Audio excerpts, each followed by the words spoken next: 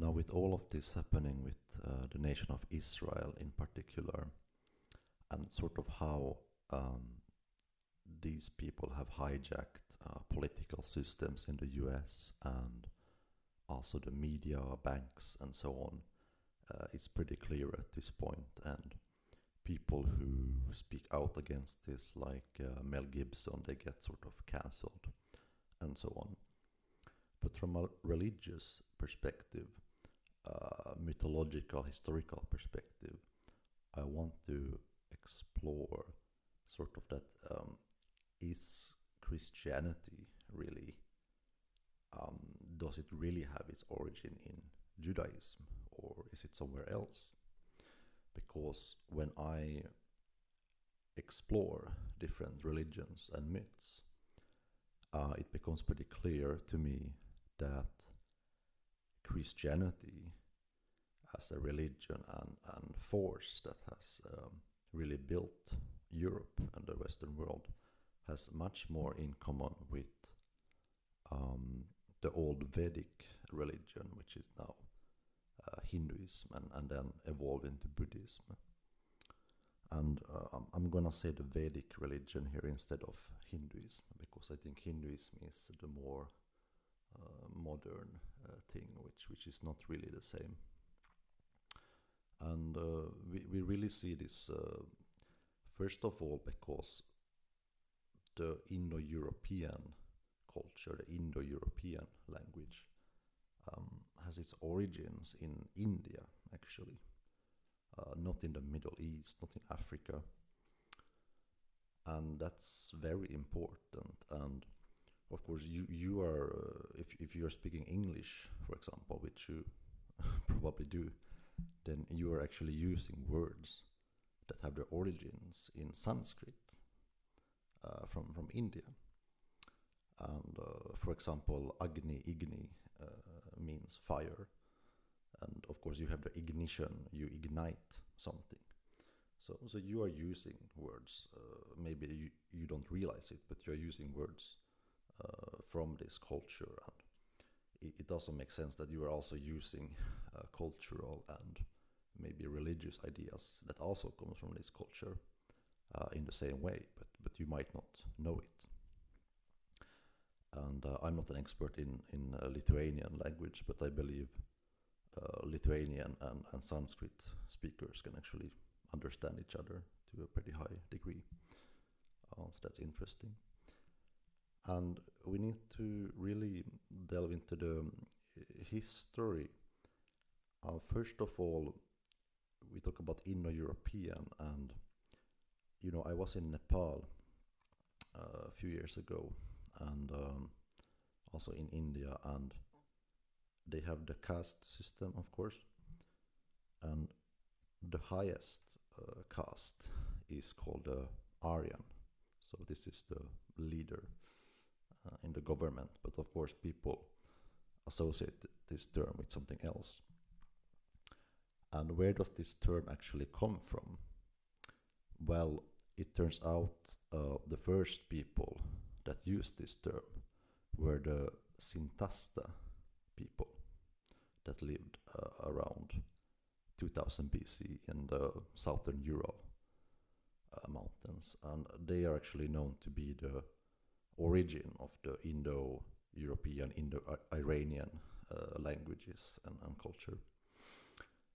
And they were sort of living their modern day Caucasian mountains, Russia, Ukraine area.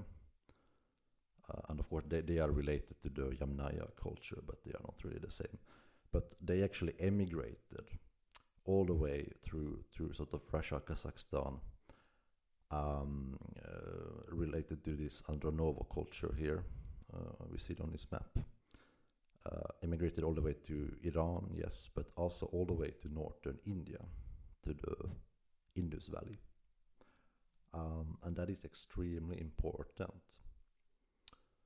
because it's very obvious that this Indo-European, Indo-Aryan lineage actually comes from them in particular.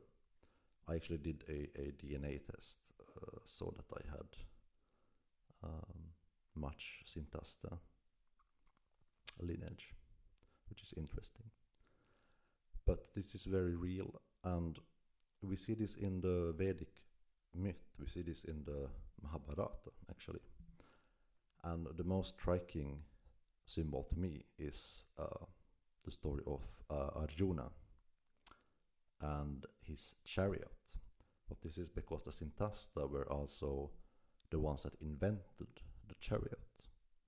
So they were sort of living on the steppes, but they were doing metallurgy.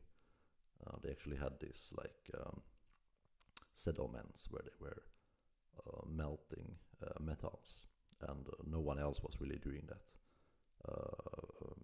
in terms of these steppe people. So they literally invented chariot and called themselves Aryan. And then we have this myth in the Mahabharata where Arjuna is gifted his chariot by the god Agni. And of course he becomes the charioteer of Krishna. And well, Krishna, first of all, this is the namesake of the word Christ, which is a title, because people say, Jesus Christ. But what does that mean? Well, there is a title that means the anointed one, someone who is anointed with oil.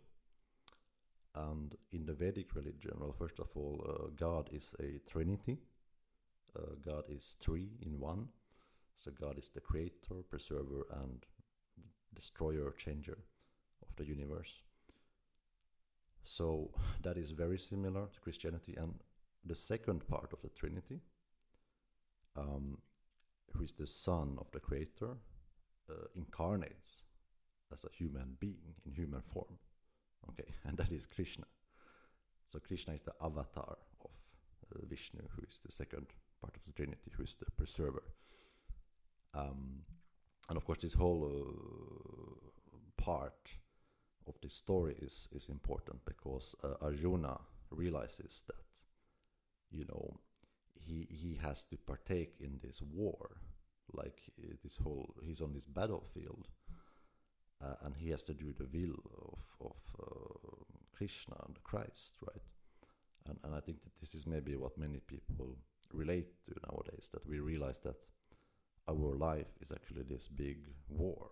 Like we are literally in this big war, this spiritual war on really cosmic levels. And we have to partake in it. We can't run away, And that's very, very important.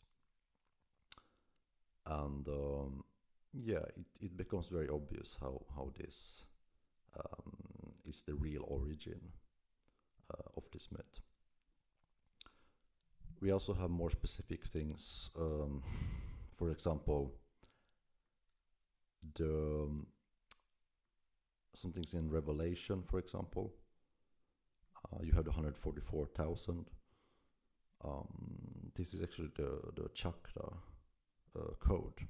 So when you look at these chakra, you see that every one of them have petals.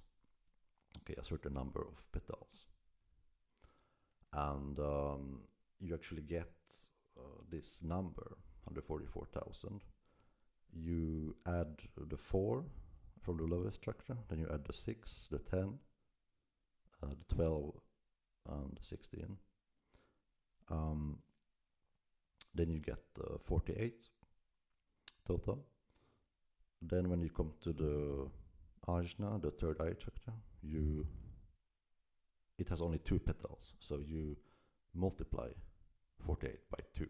Okay, you change the multiplication, you get 96. And then you add 96 to 48, which you had previously. You get 144. Then the highest chakra, the crown chakra, Sahasrara, means literally 1,000 petaled. So it has 1,000. So you multiply 144 with 1,000. You get 144,000. So again, even this number does not come from the Bible. It actually comes from the Vedic religion and these concepts. So very important. And again, the language, the Trinity, the name of Christ, Krishna, all of this. Krishna as well in the myth, his birth in human form is foretold. This king knows about this prophecy and tries to kill all the children, and they put his body in the river to float down. So that's very similar to the Old Testament with Moses and so on. And then he also dies and is resurrected, on the third day and all of this. Then sort of Buddhism evolved from this, right? And Buddhism, bit different, but you have this story with the Buddha under the tree to seek enlightenment, and he fasts, he just meditates there, and of course he's tempted by the devil.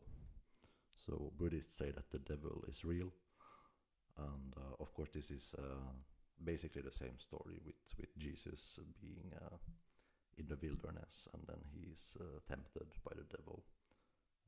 Basically the same story. And of course the whole cosmology of Buddhism is that, just like Christianity, it says that the ruler of this world, which means, well, just the earth, this particular world that we are in, is not God, it's actually the devil. And you see it in this samsara wheel, you see this. So this is also what the Bible says. And yeah, this whole story with Krishna and Arjuna is really that you have this whole spiritual war of the devil against God, basically. And of course we have to fight on the side of God, otherwise things go very bad. So it's very obvious then that Christianity has more in common with this Indo-Aryan pipeline of the Sintastha going there to northern India. Then we have the Vedic religion and Buddhism.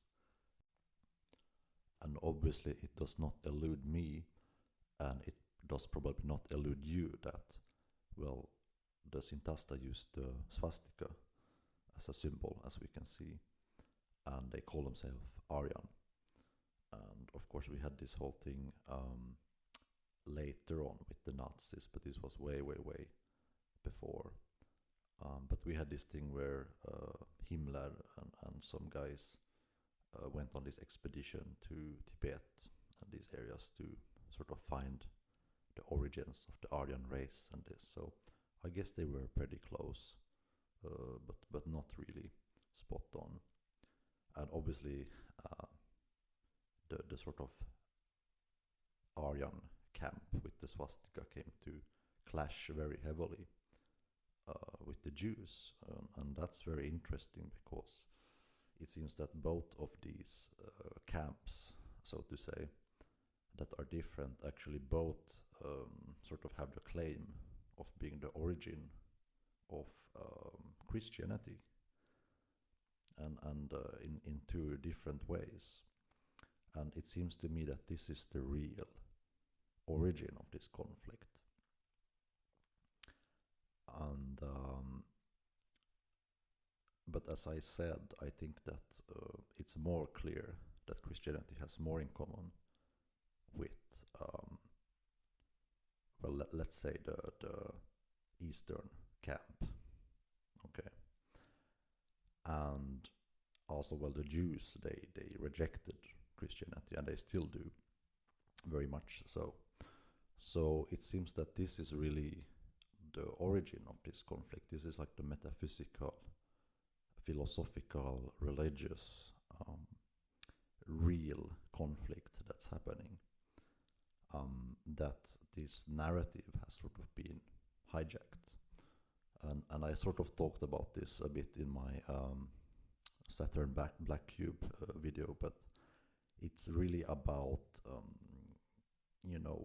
your attention and your beliefs, because these people battle to control the narrative. Basically, they battle to control other people's beliefs, and this is what it's really about. And we live now in a era where information is everywhere, but it's controlled, it's diluted, and I think these old myths are really the only places where the real truth about the world is. And that's why we must really be vigilant and read these. And obviously, the whole context of this story is that there really is an enemy. There's demonic forces that are trying to control the earth, and us. And that sort of makes it obvious that they would also try to control this narrative, right? So we have to be very careful here, and we live in a post-World War II world that has a very specific narrative given to us since childhood, but we have to really be a bit skeptical, I think. And as I said, we are really seeing the cracks in this culture and these narratives now. So I really recommend, before making any conclusions about current political events, that really read these myths and understand these symbols and the real history. That is very important. Now, all of this is especially topical today because we have this conflict with Israel and Iran, and by extension, how Israel kind of forces US and maybe other actors to participate in this conflict. But the Iranians are also not Arabs, but they are Aryan. Indeed, they are of the same origin. We can also see this, for example, in the word Pairidesa, which means a garden. This is actually Pairides, it's paradise, okay?